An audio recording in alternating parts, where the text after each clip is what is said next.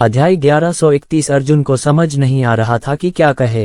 हुआनपू seeking स्तर पर लोग पहले से ही समुद्र में होने वाले परिवर्तनों को ठंडी निगाहों से देखने के आदी थे। चाहे वह उसके सामने कुछ भी कहे, वह बहुत पीला और शक्तिहीन महसूस करता था। हुआनपू सागर राजा ने एक लंबी आह भरी, जिसे मैं सबसे ज्यादा नहीं छोड़ सकता, वह है कबीले की युवा पीढ़ी। अब दक्षिणी और उत्तरी कबीलों के बीच संघर्ष और भी तीव्र होता जा रहा है। अब जब मैं यहाँ हूँ तो मैं उन्हें दबा सकता हूँ और उन्हें आसानी से हिलने डुलने से रोक सकता हूँ। जब मैं फिर से एकांतवास में चला जाऊंगा तो कहना बहुत मुश्किल होगा। वह उत्तरी कबीला अत्यंत महत्वाकांक्षी है। मुझे संदेह है कि वे गुप्त रूप से गहन आकाश संप्रदाय के साथ सांठगांठ कर रहे हैं। अर्जुन मूल रूप से कहना चाहता था, तो फिर आपने उत्तरी जाति को क्यों नहीं दबाया और उपद्रवी को क्यों नहीं मार डाला। लेकिन दूसरी ओर यह विचार उनके अपने दृष्टिकोण से तो था, लेकिन हुआनपू कुल के हितों के दृष्टिकोण से वास्तव में उत्तरी कुल द्वारा स्वर्गीय गहन संप्रदाय के साथ सांठगांठ करने से हुआनपू कुल को कोई नुकसान नहीं होगा। इससे हुआनपू कुल को ही अधिक लाभ होगा। यदि उत्तरी कबीला भी परलौकिक मार्शल कलाकारों का समर्थन प्राप्त कर सकता है तो शायद हुआनपू अभिजात वर्ग कबीले का व्यवसाय परलौकिक क्षेत्र में चला जाएगा। ये सोचकर अर्जुन का दिल अचानक कांप उठा। ऐसा लग रहा था जैसे उसे अचानक ही सब समझ आ गया हो। हुआनपू कुलीन कुल के पास बहुत पैसा था, तो उन्हें किस फायदे से खरीदा जा सकता था। गहन आकाश संप्रदाय के लिए काम करने के लिए। देखने से तो यही लगता है कि इसकी वजह यही थी। तुम बहुत होशियार हो। अर्जुन के हाव भाव में बदलाव देखकर समुद्र राजा ने अर्जुन के मन की बात पढ़ ली। अर्जुन ने जल्दी से अपना सिर नीचे किया और कहा, ये जूनियर बहुत ज्यादा सोच रहा है। समुद्र राजा ने कहा, मैं बूढ़ा हो गया हूँ। मेरे विचार अब युवाओं के साथ नहीं चल सकते। जहाँ तक आज मार्शल दाव को कहाँ जाना चाहिए, इसका निर्णय आपको स्वयं करना है। मैं जितना अधिक हस्तक्षेप करूंगा, मार्शल आर्ट का चक्र उतना ही पीछे चला जाएगा। मैं मार्शल आर्ट की दुनिया को 3000 साल पहले नहीं ले जा सकता। भतीजे जियान, तुम्हारा दिल दयालु है और तुम दूसरों के साथ अच्छा व्यवहार करते हो। हालांकि ये दुनिया खतरनाक है, इसलिए तुम्हें इस पर ज्यादा ध्यान देने की जरूरत है। अर्जुन ने सिर हिलाया। उसने सोचा कि सागर राजा उसे टेलीपोर्टेशन व्यूह में ले जाएगा, लेकिन सागर राजा का ऐसा करने का कोई इरादा नहीं था। समुद्र राजा ने कहा, क्या तुम जानते हो कि मैं तुमसे क्या कह रहा हूँ? अर्जुन ने अपना सिर हिलाया। समुद्र राजा ने कहा, मैंने हमेशा सोचा था कि आप एक दयालु और कोमल हृदय वाले व्यक्ति हैं। आप इस कृपाण तकनीक के लिए उपयुक्त नहीं हैं, लेकिन कुछ अवलोकनों के बाद मैंने पाया कि यद्यपि आप ऊपर से कोमल दिखते हैं, आपका हृदय लोहे की तरह मजबूत है। कृपाण तकनीक, अर्जुन की ने कहा। वामपो सागर राजा ने अपना हाथ हिलाया और कहा, मेरे पीछे आओ। प्रकाश की एक चमक के साथ अर्जुन को पता चला कि वह पहले से ही विस्मृति के सागर में प्रकट हो चुका था। समुद्र की सतह पर हुआनपू सागर राजा ने दूर तक देखा और याद किया, जब बड़े भाई वुवांग युवा थे तो उन्होंने दुनिया पर हावी होने के लिए कृपाण तकनीकों का एक सेट इस्तेमाल किया था। इस कृपाण तकनीक को 7 अतिभूत जेल कहा जाता है। ध्यान से देखो। ये कहकर हुआनपू सागर राजा ने अपनी आंखें बंद कर लीं। उसका चेहरा अचानक पीला पड़ गया और उसकी आभा क्षीण होती गई। धीरे धीरे अर्जुन को लगा कि हुआनपू सागर राजा मृत्यु के कगार पर है। इसी समय हुआनपू सागर राजा ने अचानक अपनी आंखें खोलीं। उसने अपना दाहिना हाथ घुमाया और अपनी डिप क्यूई से एक विशाल कृपाण को संघनित किया।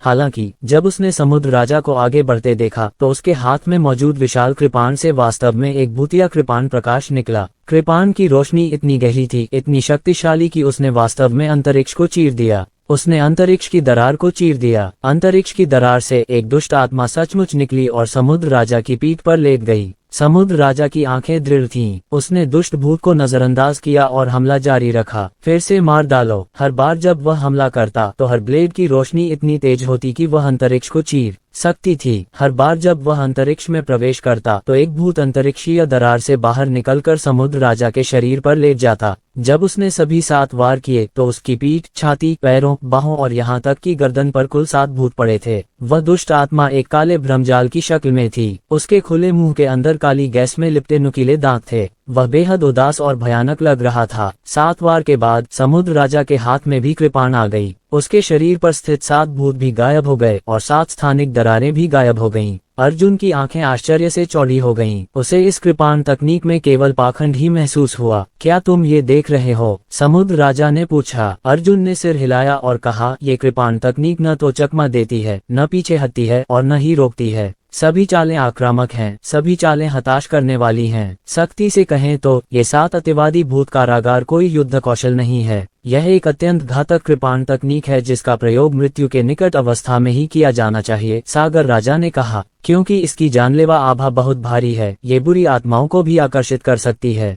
यदि इस कृपाण तकनीक का उपयोग करते समय आपके दिल में झिझक, डर और हिचकिचाहट की एक झलक है तो ये 7 बुरी आत्माएं तुरंत आपको खा जाएंगी। समुद्र राजा ने कहा, इस जीवन काल में मार्शल कलाकारों ने अनगिनत दुश्मनों का सामना किया है। जो कोई भी यह कहने का साहस करता है कि उन्होंने कितने शक्तिशाली दुश्मन का सामना किया है, उसे थोड़ा सा भी डर, पीछे हटना या हिचकिचाहट नहीं होगी। यही कारण है कि मैंने जीवन भर यह 7 अतिभूत कारागार देखा है। केवल मार्शल किंग ही वास्तविक युद्ध में इसका उपयोग करने का साहस करता है। यहाँ तक कि मुझमें भी ऐसा करने का साहस नहीं है। ये कृपाण तकनीक पूरी तरह से जानलेवा लड़ाई तकनीक है। अगर आपको पता भी हो कि आप मरने वाले हैं, तब भी आपको आग में झुलसते पतंगे की तरह लड़ना होगा। अर्जुन इतना हैरान हुआ कि वह बोल नहीं सका। समुद्र राजा ने आगे कहा, ये तो बताने की जरूरत ही नहीं कि मरना आसान नहीं है। तुमने ये कैसे सोचा होगा कि दुश्मन का आखिरी वार तुम्हें इस हद तक मार डालेगा कि तुम मरने के कगार पर पहुंच जाओगे, या फिर सीधे मार डालेगा। यह अवस्था अप्राप्य और अत्यंत खतरनाक है। कृपाण तकनीक के आतंक की तो बात ही छोड़िए, मृत्यु के निकट की यह अवस्था ही खतरे से भरी है।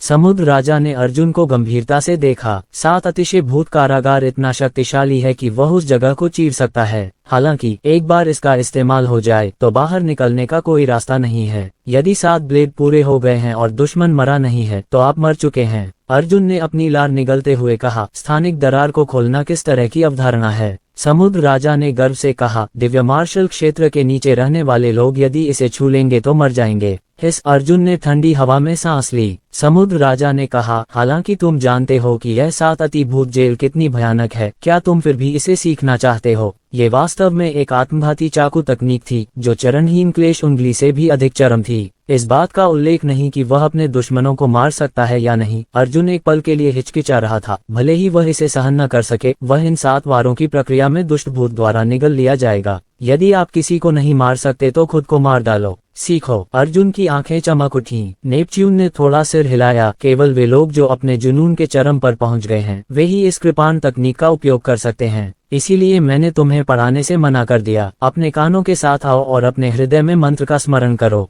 समुद्र राजा ने अर्जुन के कान में फुसफुसाया। जैसे ही अर्जुन ने सुना, उसके चेहरे पर भय का भाव उभर आया। ये कृपाण तकनीक वाकई कमाल की है। इसे छोड़ने से पहले इसे मरने की कगार पर होना जरूरी है। यह क्या कॉन्सेप्ट था? अगर अर्जुन 7 ब्लेड के अंदर किसी ताकतवर दुश्मन को नहीं मार पाता तो उसकी मौत तय थी। वह पहले से ही मौत के कगार पर था, इसलिए वह खुद को भाड़े का सिपाही नहीं बनने देगा। मंत्र याद आने के बाद अर्जुन का दिल उथल पुथल हो गया। स्वर्गीय थंडर मार्शल राजा, आप एक निर्दयी व्यक्ति हैं। न केवल इस वरिष्ठ ने थंडर के 9 रूपांतरणों का निर्माण किया, जिसने अतीत और वर्तमान को हिला दिया, यहाँ तक कि 7 चरम भूत जेल की कृपाण तकनीक भी उसके द्वारा बनाई गई थी। एक हताश साधना तकनीक और मार्शल कौशल बनाने के लिए एक व्यक्ति को कितना निर्दयी और जीवन धमकाने वाला होना पड़ा। अध्याय 1132। हुआनपू सागर राजा ने सिर हिलाया और कहा, ठीक है, मैंने तुम्हें पहले ही वह सब कुछ दे दिया है जो मैं दे सकता हूँ। मुझे बाकी के लिए तुमसे लड़ने की जरूरत है। तुम्हें मेरी पीड़ा समझने की जरूरत है। अगर मैं तुम्हारे लिए रास्ता बनाऊंगा तो तुम वह इंसान नहीं बन पाओगे। ये जूनियर समझता है। अर्जुन ने सिर हिलाया। यही वजह है कि राज परिवार इतना पराजित है। तुम्हारे लिए सब कुछ अच्छा नहीं है। तुम स्वर्ग के नीचे अजेय हो जाओगे। सम्राट के अधिकांश पुत्र बेकार थे क्योंकि वे जो चाहे प्राप्त कर सकते थे और अंततः कीचड़ के एक गड्ढे में बदल गए जो दीवार को सहारा नहीं दे सकता था।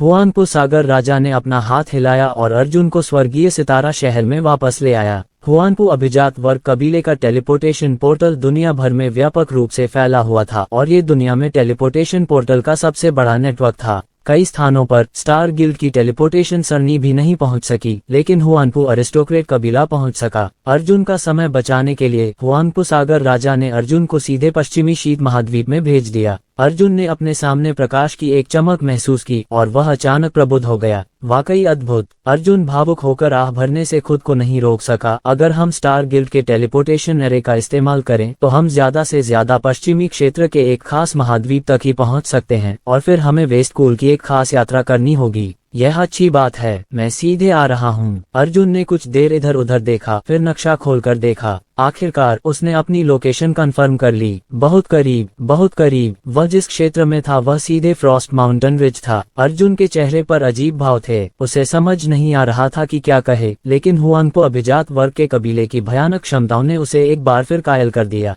पश्चिमी शीतलता, अनेक बाहरी लोगों और संपूर्ण पश्चिमी सीमा की भूमि विरोधाभास का गृहनगर है। पश्चिमी क्षेत्र के लगभग सभी मार्शल कलाकार गहन दाव और विरोधाभास तकनीकों में पारंगत थे। यहाँ तक कि जो मार्शल दाव में पारंगत थे वे भी विरोधाभास तकनीकों के बारे में थोड़ा बहुत जानते थे। जहाँ तक इस जगह के मार्शल कलाकारों की बात है, उनकी शक्ति निश्चित रूप से बहुत ज्यादा नहीं थी। उन्हें हमेशा से ही प्रगाढ़ दाव द्वारा बेरहमी से दबाया गया था। अर्जुन भी थोड़ा सतर्क रहने लगा। उसे हैरानी हो रही थी कि वह गलती से किसी और के खतरनाक समूह में घुस गया। उसे तो ये भी नहीं पता था कि उसकी मौत कैसे हुई। चारों ओर देखने पर पता चला कि फ्रॉस्ट माउंटेन रिज पर भूतों की आभा घनी थी। उसने अपनी बिजली जैसी दृष्टि सक्रिय की और पूरा आकाश काला हो गया। अनगिनत शिकायतें हवा में इकट्ठा हो गईं, जिससे एक धूसर भंवर बन गया जिसने आकाश को हिला दिया और सूरज को ढक लिया। धीरे धीरे घूम रहा था। जब अर्जुन उत्तरी क्षेत्र में मृत तलवार का उपयोग कर रहा था तो उसने एक बार ये दृश्य देखा था। हालांकि ये देखने के लिए कि यहाँ कितना आक्रोश जमा हो गया था, मृत्यु तलवार का इस्तेमाल करने की कोई जरूरत नहीं थी।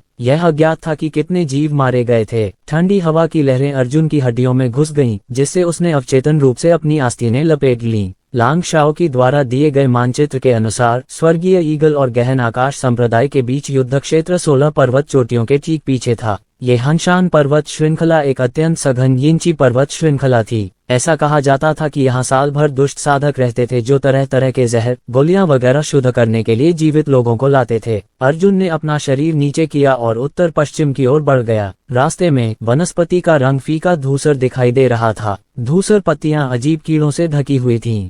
अर्जुन के कानों में अचानक एक बहरा कर देने वाली चीख गूंजी। अर्जुन चौंक गया और जल्दी से अपनी कृपाण को वार करने के लिए लहराया। हालांकि उसने देखा कि उसके कानों में जो चीख रहा था वह वास्तव में एक अजीब सा छोटा कीड़ा था। वह छोटा सा कीड़ा उसकी तर्जनी उंगली जितना ही मोटा था। वह सफेद, कोमल और मुलायम था और उसकी बड़ी बड़ी आंखें धुंधली थीं। वह अविश्वसनीय रूप से प्यारा था। इससे पहले कि अर्जुन होश में आ पाता, उस छोटे से कीड़े ने अचानक अपना मुंह खोल दिया। उसका शरीर तो बस एक तर्जनी के आकार का था, लेकिन उसका मुंह असल में एक सेब जितना बड़ा था। एक और दयनीय चीख ने अर्जुन को इतना झकझोर दिया कि उसे समझ नहीं आया कि क्यों। इसी समय आसपास सरसराहट की आवाज सुनाई दी। अर्जुन जल्दी से 2 कदम पीछे हट गया। उसके आसपास के सारे पेड़, घास, जमीन और पेड़ों के तने उन कीड़ों से ढके हुए थे।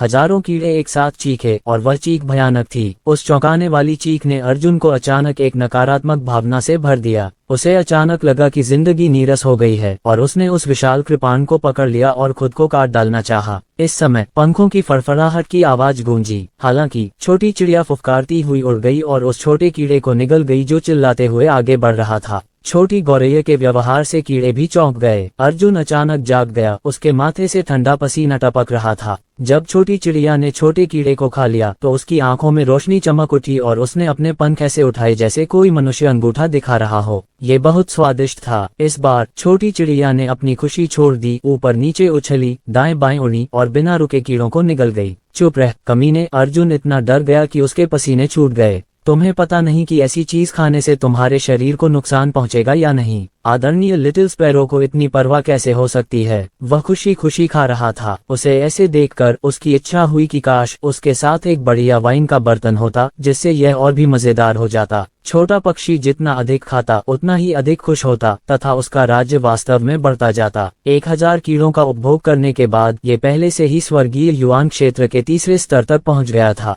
1000 और खाओ और तुम स्वर्गीय युआन क्षेत्र के 4थे स्तर तक पहुंच जाओगे। 1000 और खाने के बाद वह स्वर्गीय युआन क्षेत्र के 5वें स्तर पर पहुंच गया। अर्जुन दंग रह गया और उसने छोटी चिड़िया को और नहीं रोका। वह मन ही मन बुदबुदाया, ये कैसा कीड़ा है। इसे खाने के बाद यह इतना फायदेमंद कैसे हो सकता है। अर्जुन ने अपने होंठ चाटे। अगर उसे घिन न आती तो वह खुद भी कुछ खा लेता। छोटे पक्षी ने अपने पंख की नोक से अर्जुन की ओर इशारा किया और उसकी आंखों में एक ठंडी रोशनी चमक उठी। कौन तुम्हें खाने के लिए कीड़े मकोड़ों से वंचित करना चाहता है? अर्जुन ने गुस्से से शाप दिया। ऐसा लग रहा था जैसे कि उस छोटे से पक्षी को पता ही नहीं था कि उसका पेट कितना भर गया है, और वास्तव में उसने पागलों की तरह 30,000 से अधिक कीड़े खा लिए, और इसका क्षेत्र वास्तव में स्वर्गकाय क्षेत्र के प्रथम स्तर तक बढ़ गया था। धमाका, एक जोरदार धमाका हुआ। आसमान में चांद काले बादलों से ढक गया और नन्हे पक्षी के पूरे शरीर से सैकड़ों झांक की सफेद रोशनी निकली। उसका आकार बदल गया और वह पहले से ही एक गोशावक के आकार का हो गया था। अर्जुन ने ठंडी सांस ली। क्यों, तुम अचानक बड़े हो गए? क्या वह छोटी चिड़िया चील में बदल गई है? नहीं नहीं, ये वास्तव में एक पक्षी है, एक बाज के आकार का पक्षी। वाह, मेरा रक्त विरोधी कीट! किस बदसूरत चोर ने मेरा खून खराबा करने वाला कीड़ा चुरा लिया? जंगल के भीतर छायाओं की चीखें और हृदय विदारक चीखें गूंज रही थीं। ये बुरा है, ये परेशानी पैदा कर रहा है। अर्जुन ने पक्षी को पकड़ लिया और भाग गया। तो उन कीड़ों को किसी ने पाला होगा। छोटी चिड़िया अर्जुन के कंधे पर खड़ी हो गई और खुशी से डिकारने लगी। अर्जुन ने भी उसे खा लिया था। इतने छोटे पेट के साथ उसे नहीं पता था कि 30,000 कीड़ों को कैसे रखा जाए। वाह, काली गैस की एक धार आसमान में उड़ रही थी। काली गैस हवा और बादलों में भर गई। बादलों के बीच एक बूढ़ा आदमी खड़ा था, जिसकी दाढ़ी लहरा रही थी और चेहरा क्रूर लग रहा था। कुत्ते चोर, तुम कहाँ से भागे हो? जब बूढ़े व्यक्ति ने अर्जुन को देखा तो उसने अर्जुन की ओर इशारा करते हुए कहा, मृत्यु आत्मा अभिशाप। जानलेवा काली गैस की एक भयावह धारा सीधे अर्जुन की ओर बढ़ी। यह एक विरोधाभास था। अर्जुन का बैकहैंड जेड स्केल उंगली था और उसके पीछे स्टार मैप चमक रहा था। यूहेन की वह उंगली मृत्यु आत्मा अभिशाप से टकरा गई और वास्तव में चकनाचूर हो गई। मृत्यु आत्मा अभिशाप से निकली काली गैस अभी भी अर्जुन की ओर बढ़ रही थी। अर्जुन का दिमाग घूम गया क्योंकि उसे पता था कि उसने एक लोहे की कील ठोक दी है। मुझे आश्चर्य है कि यह डेथ सोल कस कैसी अजीब तकनीक है। क्या वह चोट लगने के बाद मर जाएगा? अर्जुन जल्दी से शून्य में छिप गया और एक उंगली को चकमा दिया। बूढ़े आदमी के लंबे बाल और भी लंबे होते गए। वह पहले से ही कई मील दूर था, मानो कोई काला शैतान हो। अध्याय 1133। वह बूढ़ा राक्षस किस लोक में था? अर्जुन बच नहीं सका। उसने पाया कि उसका सामना चार तरफा क्यूई दीवार से हुआ था। चाहे वह कहीं भी भाग जाए, अदृश्य क्यूई दीवार उसे वापस लौटा लाएगी। यह एक अदृश्य पिंजरा है। वरिष्ठ, शांत हो जाओ। अर्जुन ने जल्दी से अपना हाथ हिलाया। बूढ़े ने इतना कुछ कैसे सुना होगा? वह सीधे काले बादलों से नीचे उतरा। अनगिनत लंबे काले बाल अर्जुन की ओर ऐसे लहरा रहे थे जैसे आकाश में धागों से भरा हो। अर्जुन ने अपना हाथ हिलाया और वार किया। तलवार की तेज रोशनी लंबे बालों पर पड़ी, लेकिन कोई असर नहीं हुआ। वे लंबे बाल बहुत मुलायम थे। तलवार की रोशनी लगने के बाद वे बस नीचे की ओर धकेले गए और वापस उछलकर तलवार की रोशनी को दूर फेंक दिया। अर्जुन लाचार था। उस बूढ़े भूत के दायरे को देखना नामुमकिन था। इसका मतलब था कि उसका दायरा सौभाग्य के 5वें स्तर को पार करने के लिए पर्याप्त था। साधारण जुबानदाव साधकों के पास स्वाभाविक रूप से अधिक आक्रामक शक्ति नहीं थी, जैसे कि बूढ़े आदमी तियानजी के पास। हालांकि धूर्त साधक एक बिल्कुल अलग तरह का व्यक्ति था। उनकी गहन दाव सिद्धियां और हत्या के तरीके सभी अलग अलग थे। मृत्यु आत्मा अभिशाप। बूढ़े आदमी ने अपनी ढीली आस्तीन लहराए और अर्जुन की ओर इशारा किया। अर्जुन के पास जाने के लिए कोई जगह नहीं थी और वह नहीं जानता था कि क्या करे। इस समय छोटी गौरैया ने अचानक अपना मुंह खोला और मृत्यु आत्मा अभिशाप से काली गैस को एक ही कौर में खा लिया। अर्जुन दंग रह गया, यहाँ तक कि बूढ़ा आदमी भी दंग रह गया। अचानक बूढ़ा आदमी उत्तेजित हो गया। वह बेतहाशा उस छोटी चिड़िया की ओर दौड़ा और अपने भूतिया पंजों जैसे हाथ फैलाते हुए बोला, मैं तुम्हारा गला घोंटकर मार डालूंगा। वरिष्ठ, शांत हो जाओ। गलतफहमी, ये सब एक गलतफहमी है। अर्जुन ने बार बार अपना हाथ हिलाया। तुम मुझे मार भी दोगे तो भी उन रक्त विरोधी कीड़ों के बदले में कुछ नहीं कर सकते। क्या तुम पैसे नहीं खो रहे हो? बूढ़ा आदमी अचानक रुक गया। उसके हाथ लगभग अर्जुन की गर्दन को पकड़ने लगे। अर्जुन ने मुंह में लार भरकर कहा, मेरी बात सुनो। बूढ़े आदमी ने आंखें घुमाई और कहा, मेरी बात सुनो। मुझे इसकी परवाह नहीं है कि मेरे बदले में तुम्हारे पास कितना खजाना है। अगर मैं तुम्हें मार दूंगा तो स्वाभाविक रूप से मुझे तुम्हारी भंडारण अंगूठी मिल जाएगी। स्वाभाविक है, अर्जुन ने जल्दी से कहा, लेकिन आप यह नहीं समझ सकते कि मेरे मन में क्या है। खैर, उल्टा खून का कीड़ा मेरी छोटी चिड़िया ने खा लिया है। क्या मैं तुम्हें एक शानदार संरचना के लिए मुआवजा दे सकता हूँ? बूढ़ा आदमी सशंकित होकर बोला, अरे छोटे चोर, तुम तो जवान हो। तुम किस तरह की संरचना जानते हो? जब अर्जुन ने देखा कि उसकी अभिव्यक्ति शांत हो गई है तो उसने राहत की सांस ली और तुरंत स्वर्गीय दानव वशीकरण व्यूह का प्रदर्शन किया। जब बूढ़े व्यक्ति ने ऐसी संरचना देखी तो उसकी आंखें तुरंत चमक उठी। अजीब संरचना। हाँ, वास्तव में दुनिया में ऐसी अजीब संरचना है। यदि मुझे उन भयावह पुराने भूतों से निपटने के लिए ऐसी संरचनाएं सीखनी पड़े तो क्या ये पानी में मछली की तरह नहीं होगा? हो, बूढ़े आदमी ने उत्साह से अर्जुन के कंधे को पकड़ लिया और कहा, जल्दी जल्दी से मुझे यह मंत्र सिखाओ। ठीक है, अर्जुन ने एक क्षण सोचा, मैं तुम्हें रूप रचनाएं सिखा सकती हूँ, लेकिन चूंकि तुम फ्रॉस्ट माउंटेन रिज में सक्रिय हो, क्या तुमने कभी ऐसे क्रूर साधकों का समूह देखा है जो जीवित लोगों को गोलियों में बदल देते हैं? ये सुनकर बूढ़ा आदमी अचानक गुस्से से बोला, तुम उनके साथ हो? नहीं नहीं, अर्जुन ने जल्दी से तर्क दिया। पूछताछ के बाद ही उन्हें पता चला कि स्वर्गीय गहन संप्रदाय के साधक यहाँ मूल गोलियों का शोधन कर रहे थे और उन्होंने बूढ़े व्यक्ति के क्षेत्र पर कब्जा कर लिया था। बूढ़ा व्यक्ति इस बात से सहमत नहीं हुआ और स्वर्गीय प्रगाढ़ संप्रदाय के साधकों से बहस करने चला गया। अंततः स्वर्गीय प्रगाढ़ संप्रदाय द्वारा भेजे गए पुरनियों ने उसे पीट पीट कर अधमरा कर दिया। गहन आकाश संप्रदाय के लोगों के चले जाने के बाद बूढ़ा व्यक्ति चुपचाप वापस आया और जल्दी से अपने रक्त विरोधी कीड़ों को खाना खिला दिया। अर्जुन का दिल धड़क उठा। बूढ़े आदमी ने कहा, चलो चलें, 2 दिन हो गए हैं। अर्जुन चिंतित था, अगर उसे कोई नहीं मिला तो वह जियाओ हे को कैसे बचा पाएगा। बूढ़े आदमी को डर था कि अर्जुन चिंतित हो जाएगा, इसलिए उसने उसे स्वर्गीय डिपद दानव वशीकरण विधि नहीं सिखाई। उसने जल्दी से कहा, मेरे पास उन्हें ढूंढने का एक तरीका है, जल्दी बोलो। अर्जुन ने जल्दी से कहा। बूढ़े व्यक्ति ने कहा, वे लोग विधर्मी और दुष्ट संप्रदाय के लोग हैं। अगर आप उन्हें आंख मूंद कर ढूंढेंगे तो आप उन्हें पहचान ही नहीं पाएंगे। अगर आप सड़क पर उनके पास से गुजर भी जाएं तो भी आप समझ नहीं पाएंगे कि ऐसा क्यों हो रहा है। खासकर पुराने राक्षसों में से एक, वह एक मार्शल कलाकार की सभी आभाओं को छिपा सकता है। तो फिर हमें क्या करना चाहिए? अर्जुन ने पूछा। बूढ़े व्यक्ति ने कहा, वे अभी अभी यहाँ से गए हैं, इसलिए उन्हें मार्शल आर्ट में प्रतिभावान युवाओं की तलाश जारी रखनी चाहिए। इस तरह मैं तुम्हें अस्थायी रूप से 9 साल के बच्चे में बदल दूंगा। तुम्हें बस दिखावा करना है और तुम निश्चित रूप से उनके द्वारा बंदी बना लिए जाओगे। मैंने इसके बारे में क्यों नहीं सोचा? अर्जुन ने उसके माथे पर थपथपाया और कहा, अच्छा विचार है, जल्दी करो, मुझे ये संरचना सिखाओ। बूढ़े आदमी ने जल्दी से कहा। अर्जुन ने बूढ़े आदमी को स्वर्गीय डिपद दानव वशीकरण संरचना के बारे में बताया। बूढ़े ने ये सुनकर अचानक ही भयानक हंसी हंसी। उसने अपना बड़ा सा मुंह खोला जो वेल जितना बड़ा था। वह अर्जुन को जिंदा निगल जाना चाहता था। अर्जुन ने भी व्यंग्य किया, मेरा एक खाकर देखो, अभी एक आखिरी मंत्र बाकी है जो मैंने तुम्हें उस संरचना के बारे में नहीं बताया है। बूढ़े आदमी का मुंह अर्जुन के आधे शरीर को ढक चुका था। ये सुनकर वह जल्दी से पीछे हट गया। उसने अर्जुन को संदेह से देखा। अर्जुन ने कहा, क्या तुम्हें लगता है कि मैं तुम पर विश्वास करूंगा? धूर्त साधकों, तुम कोशिश करके देख सकते हो कि क्या संरचना स्थापित की जा सकती है। बूढ़े व्यक्ति ने संदेह से कहा, मैंने पहले ही अपने मन में तुम्हारा मंत्र जप लिया है। ये बिल्कुल सच है, मुझसे झूठ बोलने की कोशिश मत करो। जैसे जैसे वह बोल रहा था, बूढ़े आदमी ने बहुत कोशिश की, लेकिन अंत में वह वास्तव में कोई संरचना स्थापित करने में असमर्थ रहा। तुमने मेरे साथ यह खेल खेलने की हिम्मत की। बूढ़ा आदमी हैरान और क्रोधित हो गया। अर्जुन ने कहा, वरिष्ठ, यदि आप मुझे जाने देने और मुझे एक बच्चे में बदलने के लिए तैयार हैं, तो जब मैं शीलियांग को छोड़ूंगा तो मैं आपको सभी पूर्ण मंत्र बताऊंगा।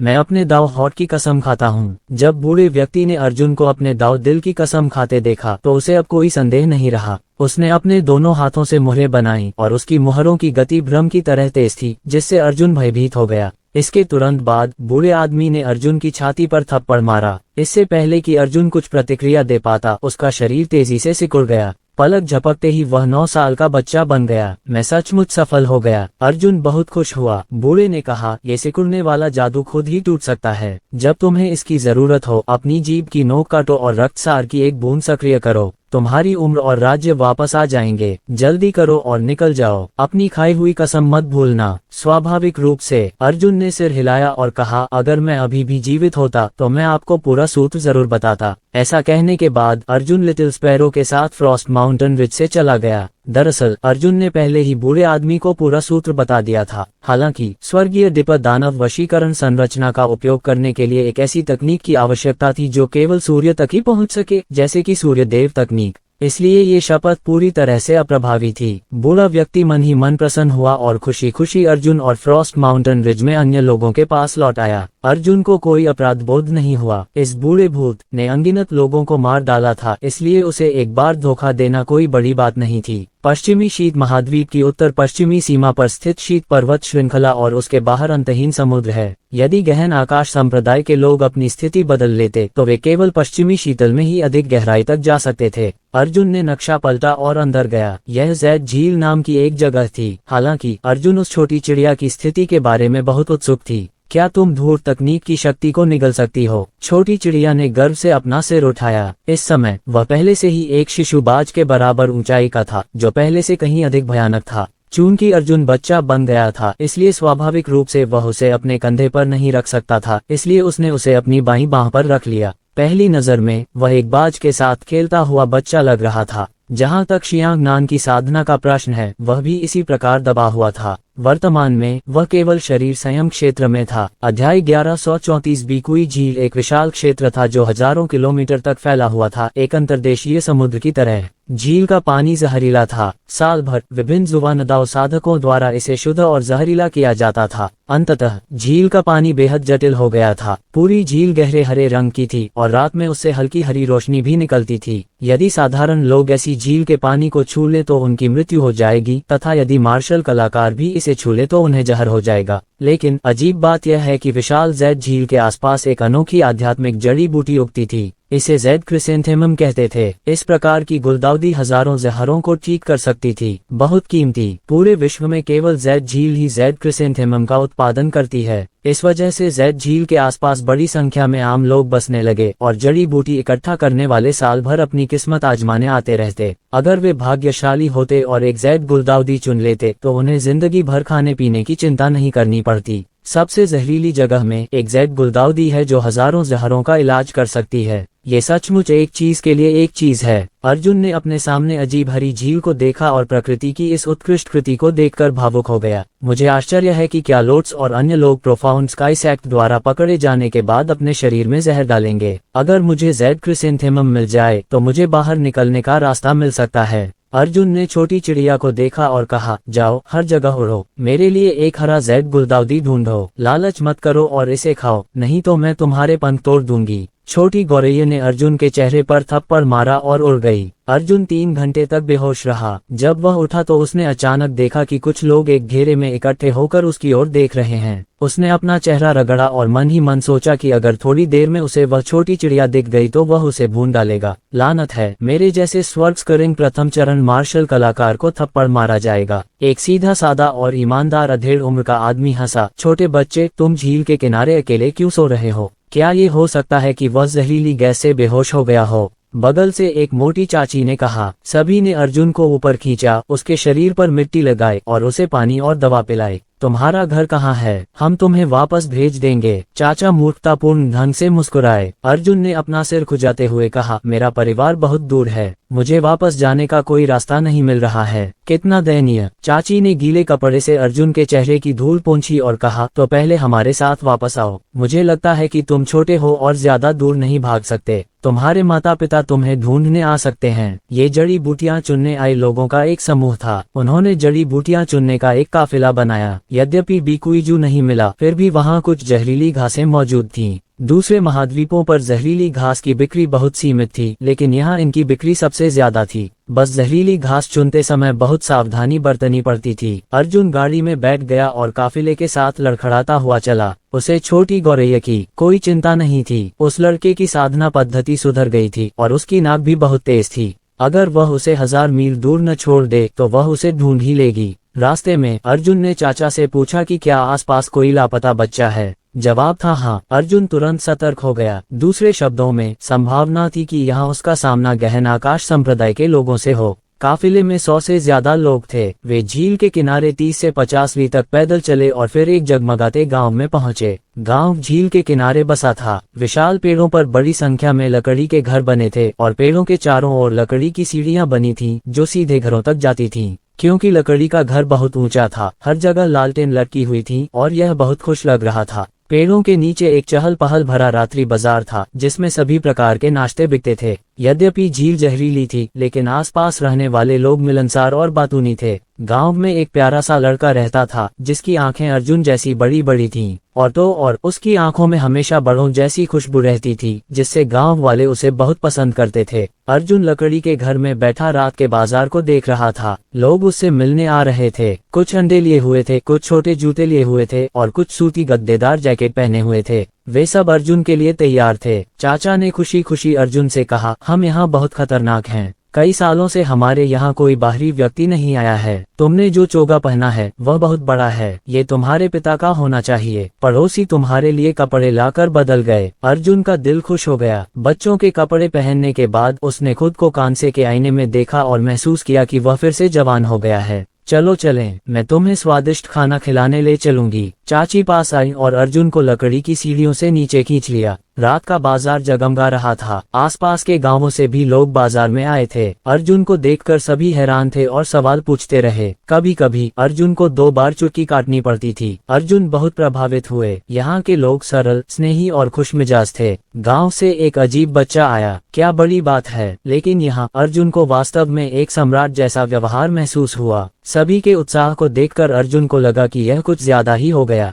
चाचा को अर्जुन बहुत पसंद था और वे उसके लिए तरह तरह के स्वादिष्ट भोजन खरीदते रहते थे। पलक झपकते ही अर्जुन का हाथ लौकी, कबाब और भुने हुए पक्षियों से भर गया। अर्जुन हंसा, यह उसके सपनों की दुनिया थी। यदि एक दिन वह मार्शल दुनिया के कोलाहल और संघर्ष को छोड़ दे तो वह ऐसी जगह पर रहने और काम करने के लिए तैयार होगा और अपना शेष जीवन अपनी प्रेमिका के साथ बिताएगा। आह, ये बच्चा कितना सुंदर है। एक आधी बड़ी लड़की दौड़ी हुई आई और उसने अर्जुन के कान में एक फूल डाल दिया। रात्रि के पहले पहर में प्रत्येक परिवार लालटेन लेकर झील पर जाता था। लोगों ने कैंप फायर जलाया और पन्ना झील के किनारे गाना और नृत्य करना शुरू कर दिया। बाहरी लोग इस जगह से बहुत कम गुजरते थे। यहाँ साल भर सिर्फ जड़ी बूटी इकट्ठा करने वाले ही रहते थे, इसलिए वे सिर्फ अपना मनोरंजन और आनंद ही ले पाते थे। उस आधी बड़ी लड़की को अर्जुन जी का अच्छा अंदाजा था। उसने अर्जुन को अपनी ओर खींचा और लुका छिपी खेलने पर जोर दिया। अर्जुन इस तरह के बच्चों के खेल से बिल्कुल अनजान था। उसकी आंखें जितनी उलझी हुई थीं, 14-15 साल की लड़की को उतना ही अच्छा लग रहा था।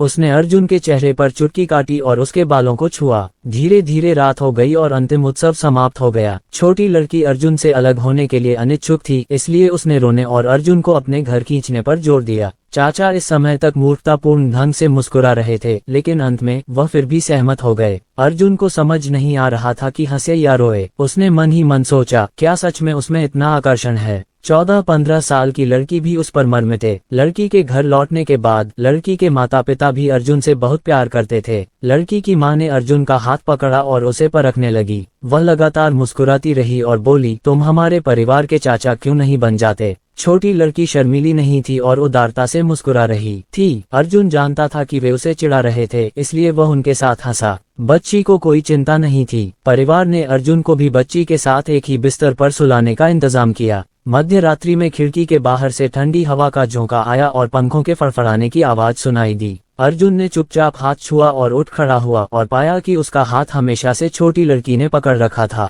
वह छूटने के लिए संघर्ष करता हुआ खिड़की के पास गया और उसे धक्का देकर खोला। खिड़की के बाहर वह नन्ही चिड़िया खिड़की के किनारे पर खड़ी थी और उसके मुंह में एक हरा गुलदाउदी का फूल था। वह छोटी लड़की को देखने के लिए मुड़ा, फिर खिड़की में बैठी छोटी चिड़िया को देखने के लिए मुड़ा। अर्जुन को अचानक ऐसा महसूस हुआ जैसे उसके पिछले जीवन की नफरत और लड़ाइयाँ केवल दुष्स्वप्न थीं। उसके दिल को मानो तार छू गया और वह अचानक नर्म पड़ गया। उसकी आंखें हल्की नम हो गईं। अध्याय 1135। आह, आपके पास एक बच्चा चील है। सुबह सुबह छोटी लड़की अपनी नम आंखों से लिटिल स्पैरो को उत्सुकता से देख रही थी। ये चील नहीं है। लड़की की मां मुस्कुराए और हाथ में कटोरा लिए अंदर आए और बोली, चील का मुंह टेढ़ा होता है। यह चाची उसे पहचान नहीं सकी। छोटी गौरैया ने बहुत सारी गंदी चीजें खा ली थीं। चुपके से सांप का पीला भाग खा लिया था, बाढ़ के अजगर का खून पी लिया था, अनगिनत आध्यात्मिक जड़ी बूटियां खा ली थीं, आग से जल गई थी, बिजली से मारा गया था और बस एक व्यक्ति था जिसने 1000 चाकू झेले थे। आजकल उस छोटी चिड़िया का रूप वाकई बहुत अजीब था। लगभग कोई भी चिड़िया उसके जैसी नहीं थी। उसका मुंह सीधा था, लेकिन वह बहुत छोटी और प्यारी थी।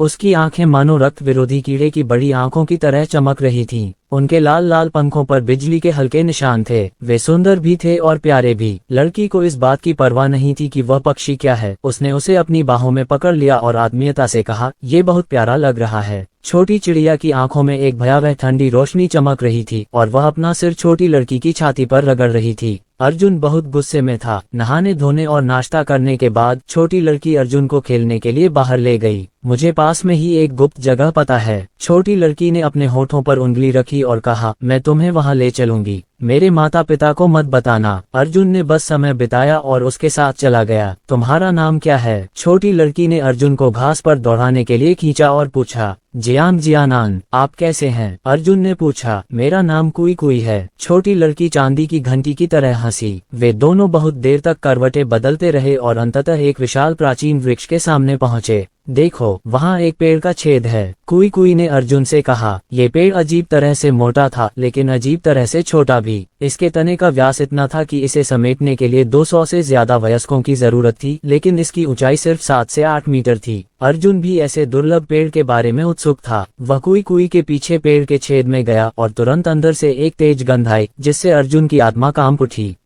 वास्तव में अंदर बिजली का गुण था। कुई कुई ने फुसफुसाते हुए कहा, इस पेड़ के पास अक्सर सभी प्रकार के छोटे जानवर मर जाते हैं। मुझे नहीं पता क्यों, लेकिन हमारे ग्रामीणों में से कोई भी यहाँ आने की हिम्मत नहीं करता। लेकिन अंदर कुछ अच्छा है, सिर्फ मैं ही जानता हूँ। पेड़ के गड्ढे के अंदर नीचे की ओर एक घुमावदार रास्ता था। वह रास्ता बहुत संकरा था और उसमें सिर्फ एक बच्चा ही जा सकता था। कुई कुई ने बढ़त बना ली और आगे बढ़ गए। उनके पीछे अर्जुन भी थे। वह 30 से 50 मीटर नीचे उतरा और अचानक उसके सामने एक गड्ढा दिखाई दिया। ये गुफा चमचमाते पत्थरों से भरी थी। ये रंगीन और सुंदर थी। अर्जुन की आंखें चौड़ी हो गईं। उसने पत्थरों को छुआ। ये पत्थर कीमती नहीं थे, लेकिन उनके अंदर बिजली जैसी रोशनी थी। ये अर्जुन पूरी तरह से उलझन में था। क्या पेड़ के नीचे बिजली चमक रही है? इसका क्या कारण है? कुछ तो गड़बड़ है। उसके पैरों के नीचे से एक तेज बिजली चमकी। छोटी गौरैया, खोदो, अर्जुन ने कहा। छोटे पक्षी ने तुरंत अपनी चोंच से इसे 3 मीटर गहराई में फेंका और एक अजीब हरा थंडरबॉल्ट प्रकट हुआ। बिजली का गोला वास्तव में पेड़ की आपस में गुंथी जड़ों के नीचे विकसित हुआ, जिससे विशाल पेड़ को ऊर्जा मिली। ये बिजली का गोला वास्तव में विश्व विनाशक दिव्य बिजली थी, लेकिन इसकी शक्ति अत्यंत कमजोर थी। यदि यह वास्तव में दिव्य बिजली रैंकिंग पर होता तो संभवतः इसमें 100 से अधिक आइटम होते। अर्जुन बहुत निराश हुआ। सोचने पर लगा कि यह बात सच भी थी। उसे ऐसी जगह पर उच्च कोटि की दिव्य बिजली कैसे मिल सकती थी? लेकिन ये कैसी दिव्य बिजली थी? उसका नाम क्या है? कुई कुई भी आश्चर्यचकित रह गई जब उसने उत्सुकतावश दिव्य बिजली को छूने के लिए हाथ बढ़ाया। अर्जुन चौंक गई और जल्दी से अपना हाथ वापस खींच लिया। पलक झपकते ही उस छोटे से पक्षी ने उस छोटे हरे थंडरबॉल को एक ही बार में निगल लिया। पवित्र शटर, अर्जुन ने पक्षी की गर्दन पकड़ ली और कहा, इसे थूक दो। तुम पागल हो, सब कुछ खा लो। गुलू, छोटी चिड़िया निगल गई। अर्जुन जमीन पर गिर पड़ा और मन ही मन सोचने लगा, बस हो गया। इस आदमी ने वास्तव में विश्व विनाशकारी दिव्य बिजली खा ली। चाहे ये कितनी भी कमजोर क्यों न हो, यह अभी भी एक दिव्य बिजली है। केवल वे लोग ही वज्र का उपभोग कर सकते हैं जिन्होंने वज्र के 9 रूपांतरणों की साधना की है। छोटे पक्षी ने अपना शरीर कुछ बार हिलाया और बेहोश हो गया।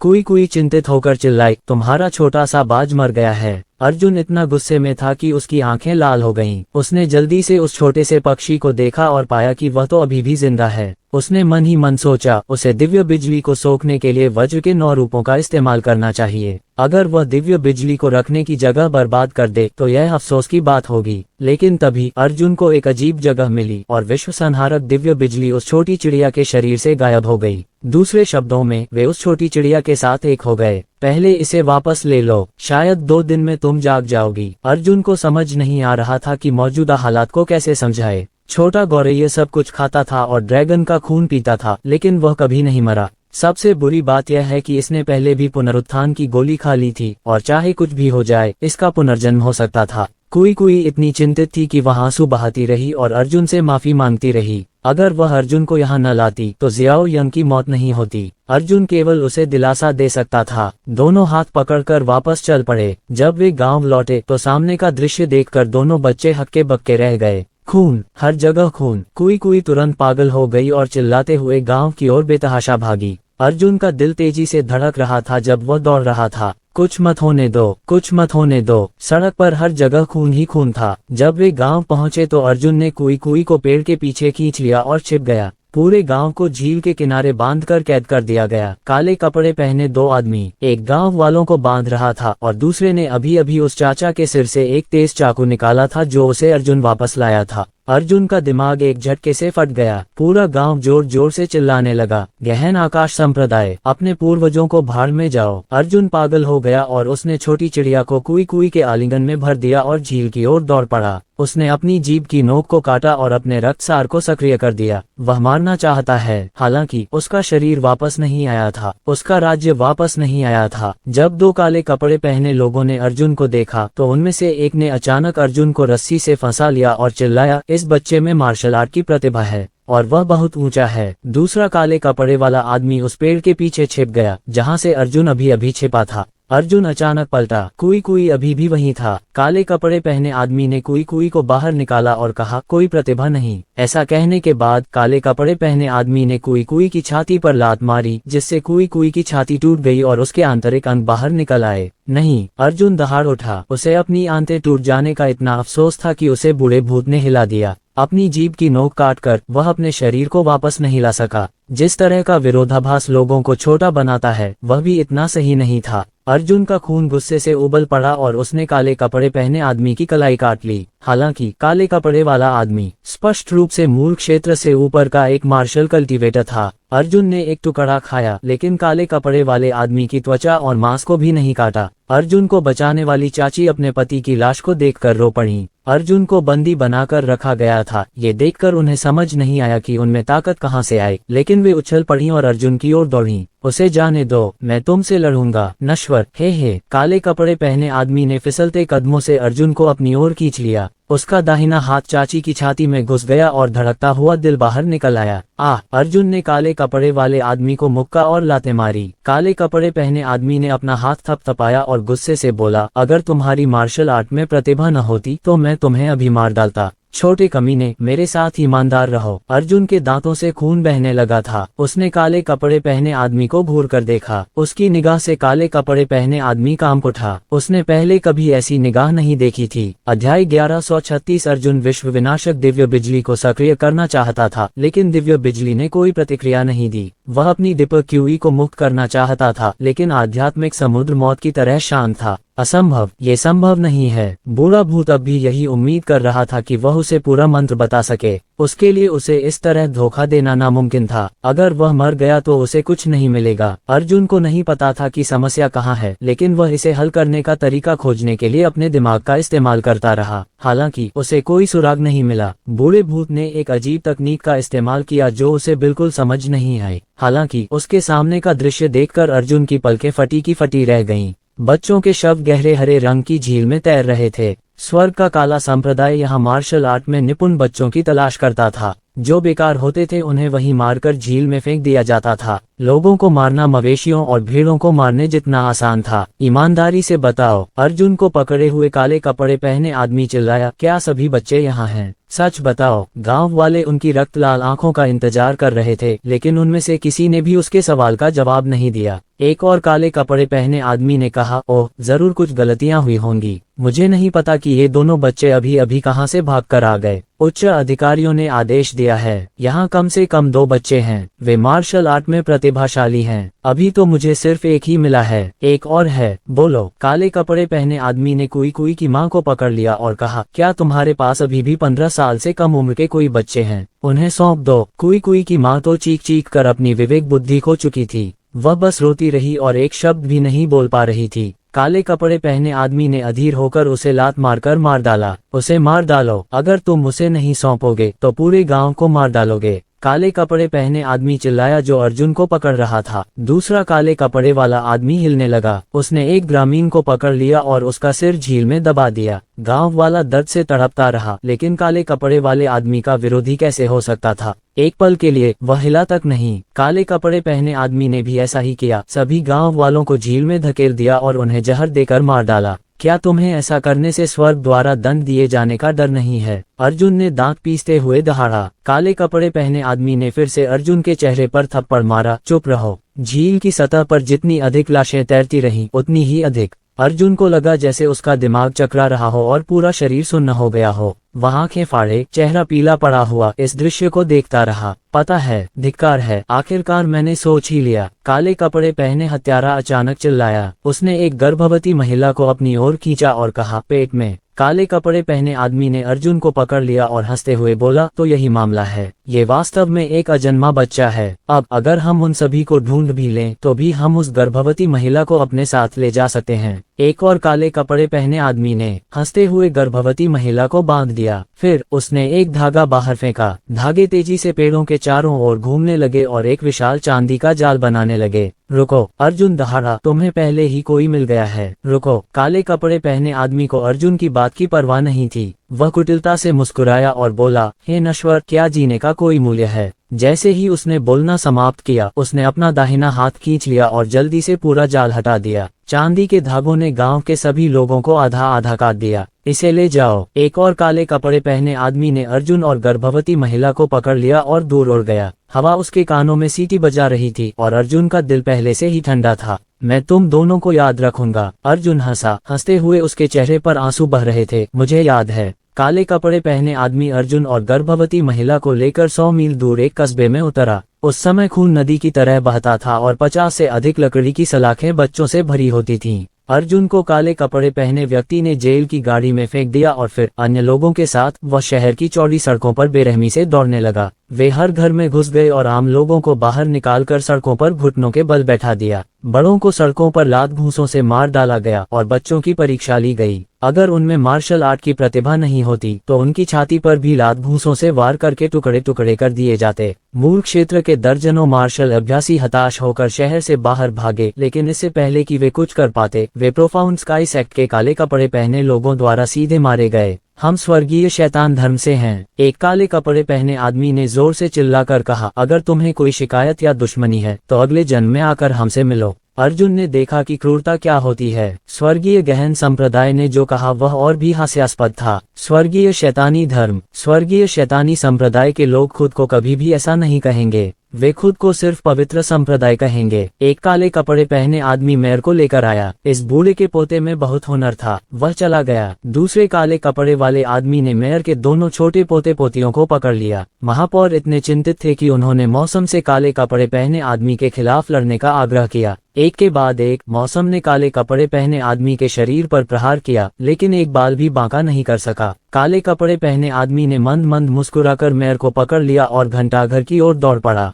वह मेयर को मीनार के शिखर पर भेजने में कामयाब रहा, लेकिन वह जिंदा ही निकल गया। लगभग पहुंच ही गए। काले कपड़े पहने एक महिला मुस्कुराते हुए पास आए। सभी काले कपड़े पहने पुरुष चुपचाप खड़े रहे। ऐसा प्रतीत हो रहा था कि वे महिला के प्रति सम्मान प्रदर्शित कर रहे थे। उस महिला को इतनी भयानक मानवीय त्रासदी पर जरा भी दया नहीं आई। उसके चेहरे पर अब भी एक हल्की सी मुस्कान थी। जब अर्जुन ने उस महिला का चेहरा देखा तो उसका दिमाग फट गया। अर्जुन पागल होने ही वाला था। उसने रेलिंग पर हाथ रखे और बेतहाशा धक्का देकर बाहर निकला। वह उस औरत पर चिल्लाया, जियांग ज़ुलू, क्या आपको ऐसा अस्वीकार्य काम करने के लिए प्रतिशोध का डर नहीं है? महिला अचानक स्तब्ध रह गई और अर्जुन की ओर देखने लगी। तुम मुझे जानते हो? उसने चौंक कर पूछा। वह महिला वास्तव में जनरल ज़ुलू थी। अर्जुन इतना गुस्से में था कि उसके दांत लगभग टूट गए। वह दहाड़ा, अरे मूर्ख औरत, तूने क्या किया? जियांग ज़ुलू ने भौहें चढ़ाते हुए कहा, ये बच्चा कहाँ से आया? एक काले कपड़े पहने आदमी ने जल्दी से झुककर फुसफुसाते हुए कहा, मैं इसे जेड लेक गांव से लाया हूँ।